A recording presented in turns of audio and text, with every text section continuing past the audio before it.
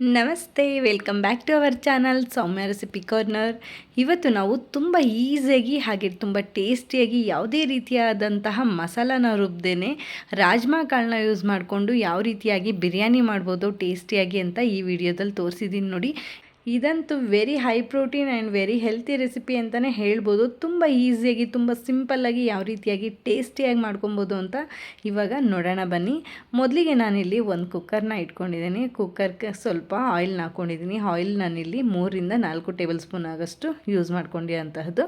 ಅದು ನಮಗೆ ಸ್ವಲ್ಪ ಬಿಸಿ ಆದಮೇಲೆ ಎಲ್ಲ ರೀತಿಯಾದಂಥ ಸ್ಪೈಸಸ್ನ ನಾನು ಸೇರಿಸ್ಕೊತಾ ಇದ್ದೀನಿ ನೋಡಿ. ಸ್ಪೈಸಸ್ನ ನಾವು ಈ ರೀತಿ ಹಾಕೋದ್ರಿಂದ ಆಯಿಲಲ್ಲಿ ಚೆನ್ನಾಗಿ ಫ್ರೈ ಮಾಡ್ಕೊಳ್ಳೋದ್ರಿಂದ ಬಿರಿಯಾನಿಲಿ ಫ್ರೇಗ್ರೆನ್ಸ್ ಮತ್ತು ಟೇಸ್ಟು ತುಂಬ ಚೆನ್ನಾಗಿ ಬರುತ್ತೆ ಅಂತಲೇ ಹೇಳ್ಬೋದು. ಅದಕ್ಕೋಸ್ಕರ 1-2 ನಿಮಿಷ ನಾವು ಫ್ರೈ ಮಾಡ್ಕೊಳ್ಳೋಣ. ಇವಾಗೆಲ್ಲ ಫ್ರೈ ಆದಮೇಲೆ ನೋಡಿ, ನಾನು ಈರುಳ್ಳಿನ ಇವಾಗ ಉದ್ದುದ್ದಕ್ಕೆ ಕಟ್ ಮಾಡಿರುವಂತಹ 2 ಈರುಳ್ಳಿನ ಇಲ್ಲಿ ಬಳಸ್ತಾ ಇರುವಂತಹದ್ದು. ಇದನ್ನು ನಾವು ಇವಾಗ ಚೆನ್ನಾಗಿ ಫ್ರೈ ಮಾಡ್ಕೊಬೇಕಾಗತ್ತೆ. ಈ ರೀತಿ ಕಲರ್ ಚೇಂಜ್ ಆಗೋ ತನಕ ನಾವು ಈರುಳ್ಳಿನ ಇದೇ ರೀತಿಯಾಗಿ ಫ್ರೈ ಮಾಡ್ಕೊಬೇಕು ನೋಡಿ. ಇವಾಗ ಈರುಳ್ಳಿ ಎಲ್ಲ ಕಲರ್ ಚೇಂಜ್ ಆದಮೇಲೆ ನಾನು 1 ಟೇಬಲ್ ಸ್ಪೂನ್ ಆಗೋಷ್ಟು ಶುಂಠಿ ಬೆಳ್ಳುಳ್ಳಿ ಪೇಸ್ಟನ್ನು ನಾನು ಹಾಕೊತಾ ಇರುವಂತಹದ್ದು. ಇದು ನಮಗೆ ಆ ಸ್ಮೆಲ್ಲೆಲ್ಲ ಹೋಗಬೇಕಾಗತ್ತೆ. ಅಲ್ಲಿ ತನಕ ನಾವು ಇದನ್ನು ಚೆನ್ನಾಗಿ ಇದೇ ರೀತಿಯಾಗಿ ಫ್ರೈ ಮಾಡ್ಕೊಳ್ಳೋಣ. 1-2 ನಿಮಿಷಗಳ ಕಾಲ ಆದಮೇಲೆ ನಾನು ಇಲ್ಲಿ 3-4 ಟೊಮೆಟೊನ ನಾನು ಯೂಸ್ ಮಾಡ್ತಾ ಇರುವಂತಹದ್ದು. ಸ್ಲೈಸಾಗಿ ಕಟ್ ಮಾಡ್ಕೊಂಡಿದ್ದೀನಿ. ನೀವು ಕೂಡ ಟೊಮೆಟೊನ ಸ್ವಲ್ಪ ಜಾಸ್ತಿ ಪ್ರಮಾಣದಲ್ಲೇ ಬಳಸಿ, ಆವಾಗ ತುಂಬಾ ಟೇಸ್ಟ್ ಚೆನ್ನಾಗಿ ಬರುತ್ತೆ. ಇವಾಗ ಟೊಮೆಟೊ ಮೆತ್ತಗಾಗಲಿಕ್ಕೆ ಅಂತ ಹೇಳಿ ನಾನಿಲ್ಲಿ ಸ್ವಲ್ಪ ಒಂದು ಅರ್ಧ ಟೇಬಲ್ ಸ್ಪೂನ್ ಆಗೋಷ್ಟು ಉಪ್ಪನ್ನ ನಾನು ಸೇರಿಸ್ಕೊತಾ ಇದ್ದೀನಿ. ಉಪ್ಪನ್ನ ನಾವು ಸೇರಿಸೋದ್ರಿಂದ ಟೊಮೆಟೊ ಬೇಗ ಸಾಫ್ಟ್ ಆಗುತ್ತೆ. ಅದಕ್ಕೋಸ್ಕರ ಇವಾಗ ನೋಡಿ ಚೆನ್ನಾಗಿ ಫ್ರೈ ಆಗಿದೆ. ಈ ಟೈಮಲ್ಲಿ ನಾನು ಮಸಾಲ ಪುಡಿಗಳನ್ನ ನಾನು ಹಾಕಬೇಕಾಗತ್ತೆ. ನಾನಿಲ್ಲಿ ಬಳಸ್ತಾ ಇರುವಂತಹ ಮಸಾಲ ಪುಡಿಗಳು ಯಾವುದು ಅಂದರೆ, ನಾನಿಲ್ಲಿ 1.5 ಟೇಬಲ್ ಸ್ಪೂನ್ ಆಗೋಷ್ಟು ಹಸಿಮೆಣ್ಸಿನ್ಕಾಯಿ ಪುಡಿ, ಹಾಗೆ 1.5 ಟೇಬಲ್ ಸ್ಪೂನ್ ಆಗೋಷ್ಟು ಧನಿಯಾ ಪುಡಿ, 1/4 ಟೇಬಲ್ ಸ್ಪೂನ್ ಆಗೋಷ್ಟು ಅರಿಶಿಣ, ಹಾಗೆ ಅರ್ಧ ಟೇಬಲ್ ಸ್ಪೂನ್ ಆಗೋಷ್ಟು ಗರಂ ಮಸಾಲ, ಹಾಗೆಯೇ ನಾನು 1 ಟೇಬಲ್ ಸ್ಪೂನ್ ಆಗೋಷ್ಟು ಬಿರಿಯಾನಿ ಮಸಾಲ ಪುಡಿನೂ ಕೂಡ ನಾನು ಯೂಸ್ ಮಾಡ್ತಾ ಇದ್ದೀನಿ.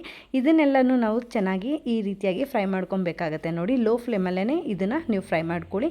ಇದು 1-2 ನಿಮಿಷ ಫ್ರೈ ಆದಮೇಲೆ ಇವಾಗ ನಾನು ಒಂದು ಅರ್ಧದಿಂದ 3/4 ಕಪ್ ಆಗೋಷ್ಟು ಮೊಸರನ್ನ ಸೇರಿಸ್ತಾ ಇದ್ದೀನಿ ನೋಡಿ.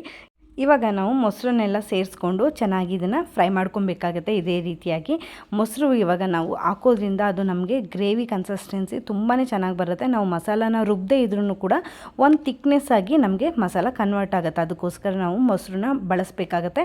ಹಾಗೆ ಹುಳಿನೂ ಕೂಡ ತುಂಬ ಚೆನ್ನಾಗಿ ಬರುತ್ತೆ. ಮೊಸರು ಹಾಕ್ಕೊಳ್ಳೋದ್ರಿಂದ ಬಿರಿಯಾನಿ ಟೇಸ್ಟ್ ಕೂಡ ತುಂಬ ಚೆನ್ನಾಗಿ ಬರುತ್ತೆ. ಅದಕ್ಕೋಸ್ಕರ ನಾವು ಮೊಸರನ್ನ ಯೂಸ್ ಮಾಡಬೇಕಾಗತ್ತೆ.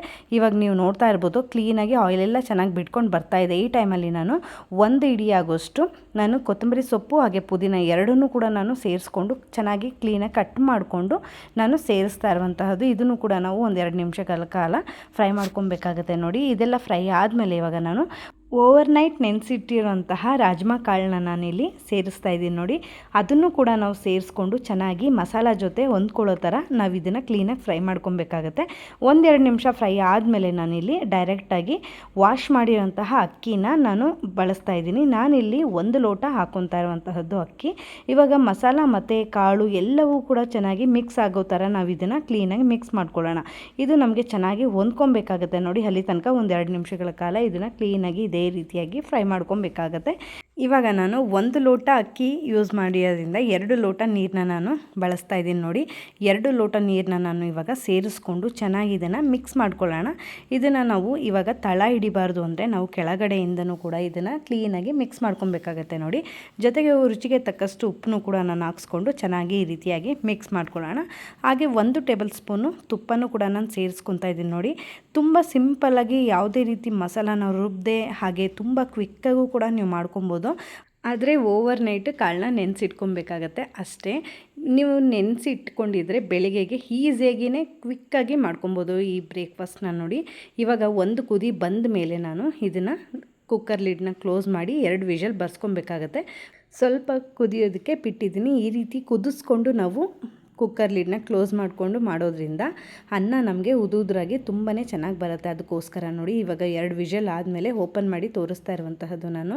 ನೀವೇ ನೋಡ್ತಾ ಇರ್ಬೋದು ರೈಸ್ ಎಷ್ಟು ಚೆನ್ನಾಗಿ ಬೆಂದಿದೆ, ಕಾಳು ಕೂಡ ತುಂಬಾ ಚೆನ್ನಾಗಿ ಬೆಂದಿದೆ ನೋಡಿ. ಈ ರೀತಿ ನೀವು ಬ್ರೇಕ್ಫಾಸ್ಟ್ನ ಈಸಿಯಾಗಿ ಕ್ವಿಕ್ಕಾಗೂ ಕೂಡ ನೀವು ಮಾಡ್ಕೊಬೋದು, ಟೇಸ್ಟಿಯಾಗೂ ಇರುತ್ತೆ. ನೀವು ಇದಕ್ಕೆ ಮೊಸರು ಬಜ್ಜಿನ ಕಾಂಬಿನೇಷನ್ ಆಗಿ ಯೂಸ್ ಮಾಡಿಕೊಂಡ್ರೆ ತುಂಬಾ ಚೆನ್ನಾಗಿರುತ್ತೆ. ನೀವು ಕೂಡ ಈ ರೆಸಿಪಿನ ಮನೆಯಲ್ಲಿ ಒಂದ್ಸರಿ ಟ್ರೈ ಮಾಡಿ. ರೆಸಿಪಿನ ಟ್ರೈ ಮಾಡಿದ್ಮೇಲೆ ನನಗೆ ತಪ್ಪದೆ ಕಾಮೆಂಟ್ ಮಾಡಿ ತಿಳಿಸಿ, ಓಕೆನಾ? ಐ ಹೋಪ್ ಈ ವಿಡಿಯೋ ನಿಮಗೆ ಇಷ್ಟ ಆಗಿದೆ ಅಂತ ಭಾವಿಸ್ತೀನಿ. ವಿಡಿಯೋ ಇಷ್ಟ ಆಗಿರೋ ವಿಡಿಯೋಗೆ ಲೈಕ್, ಶೇರ್, ಕಾಮೆಂಟ್ ಮಾಡೋದು ಮರಿಬೇಡಿ. ಹಾಗೆ ವಿಡಿಯೋ ಯೂಸ್ಫುಲ್ ಅನ್ಸಿದ್ರೆ ನಿಮ್ಮ ಫ್ರೆಂಡ್ಸ್ ಆ್ಯಂಡ್ ಫ್ಯಾಮಿಲಿಗೂ ಕೂಡ ವಿಡಿಯೋನ ಶೇರ್ ಮಾಡಿ ಅಂತ ಕೇಳ್ತಾ, ಯಾರೆಲ್ಲ ನನ್ನ ಚಾನಲ್ನ ಸಬ್ಸ್ಕ್ರೈಬ್ ಮಾಡ್ಕೊಂಡು ನೋಡ್ತಾ ಇದ್ದೀರಾ, ಥ್ಯಾಂಕ್ ಯು ಸೋ ಮಚ್. ಹಾಗೆ ಸಬ್ಸ್ಕ್ರೈಬ್ ಮಾಡ್ಕೊಳ್ದೆ ನೋಡ್ತಾ ಇದ್ದರೆ ಈ ಕೂಡಲೇ ಸಬ್ಸ್ಕ್ರೈಬ್ ಮಾಡ್ಕೊಂಡು ನೋಡಿ ಅಂತ ಕೇಳ್ತೀನಿ. ಹಾಗೆ ನೋಟಿಫಿಕೇಷನ್ ಆನ್ ಮಾಡ್ಕೊಳ್ಳೋದ್ರಿಂದ ನಾನು ಹಾಕೋ ಪ್ರತಿ ವಿಡಿಯೋನೂ ಕೂಡ ನೀವು ಮಿಸ್ ಮಾಡದೆ ನೋಡ್ಬೋದು ಅಂತ ಹೇಳ್ತಾ, ಮುಂದಿನ ರೆಸಿಪಿಯೊಂದಿಗೆ ಸಿಗ್ತೀನಿ. ಅಲ್ಲಿವರೆಗೂ ನನ್ನ ಪ್ರೀವಿಯಸ್ ವಿಡಿಯೋನ ಚೆಕ್ಔಟ್ ಮಾಡ್ತಾ ಇರಿ. Thank you so much for watching this video. Stay tuned.